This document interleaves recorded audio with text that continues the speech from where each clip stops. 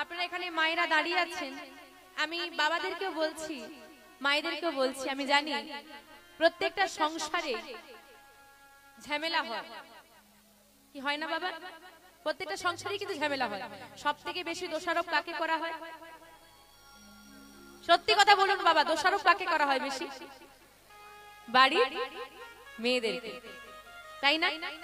তো একটা মেয়ের কতটা ক্ষমতা, একটা নারীর কি ক্ষমতা, একটা নারী কতটা ত্যাগ করতে পারে একটু ভাবেন দেখি বাবা। আমরা দোষারোপ তো করি সবাই, দেখিও না আজকে একটা নারীর কত ক্ষমতা।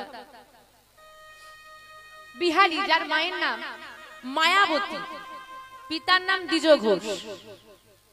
মায়াবতী ছোটবেলায় পিতামাতা হারা, বিবাহ হলো দ্বিজ ঘোষের সঙ্গে। গোবিন্দের সেবা, দুজনের সেবা, ছোট্ট সংসার বেশ ভালোই কেটে যায়। গোবিন্দের কৃপায় মায়াবতী মা গর্ভবতী হলে, কিন্তু ভাগ্য যে সাথ দিল না। মা গর্ভবতী হয়েছে, কিছু মাস পর স্বামী মারা গেল। এখন চিন্তা করে বলেন দেখি বাবা, মায়াবতী মায়ের আছেটা কে জগতে?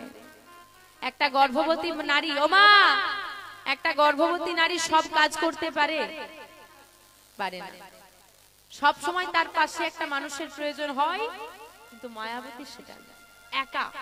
কতটা লড়াই করবে একটা মেয়ে এই অবস্থায়?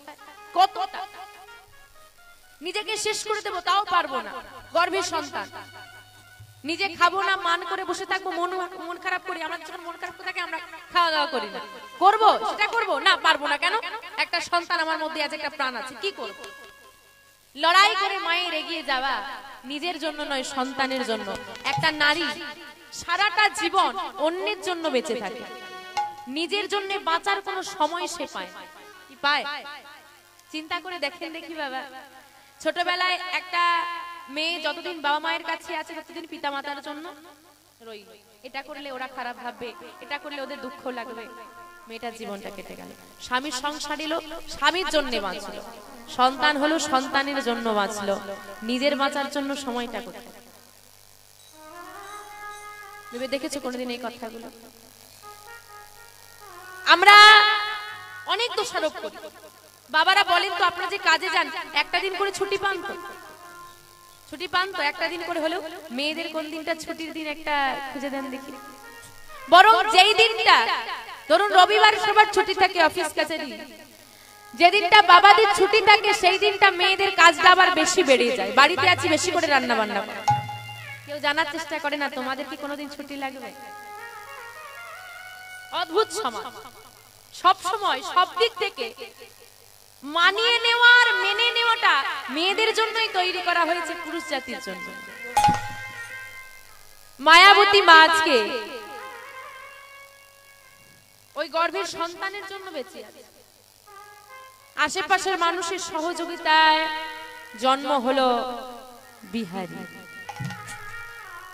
বিহারীর জন্ম হয়েছে, সদ্যজাত সন্তানকে মা গৌর গোবিন্দ চরণে শুইয়ে দিয়ে বলছে, দয়াময় দয়াময়, পিতা মাতাকে কেড়ে নিয়েছো, স্বামীকে কেড়ে নিয়েছো, সন্তান দিয়েছো, না জানি তুমি কবে আমার থেকে তাকেও দূরে করে দেবে। বলতে পারো দয়াময়, কেন তুমি আমার এত পরীক্ষা নিচ্ছ? কোন জনমের কোন পাপের শাস্তি তুমি আজ আমায় দিচ্ছ? বলতে পারো? তোমার চরণে নিবেদন করে দিলাম, দেখো তুমি কি করবে। মায়াবতী মা এখন বাবা ভগবানকে বলে তো দিলাম সবই তোমার, সন্তানও তোমার, কিন্তু ভগবান কি এসে খাইয়ে দেবে না পরিয়ে দেবে? ভগবান এসে খাইয়ে দেবে না পরিয়ে দেবে? মা কিছু করে দেবে না, নিজেকেই লড়াই করতেই হবে। সন্তানের জন্য মা বেরিয়েছে পরের বাড়ি কাজ করতে। এখানে একটা জিনিস লক্ষ্য করে দেখেন মা, শুধু লক্ষ্য করে নয়, বিচার করে দেখবে। শুধু শুনলেই হবে না মা, বিচার করা লাগবে।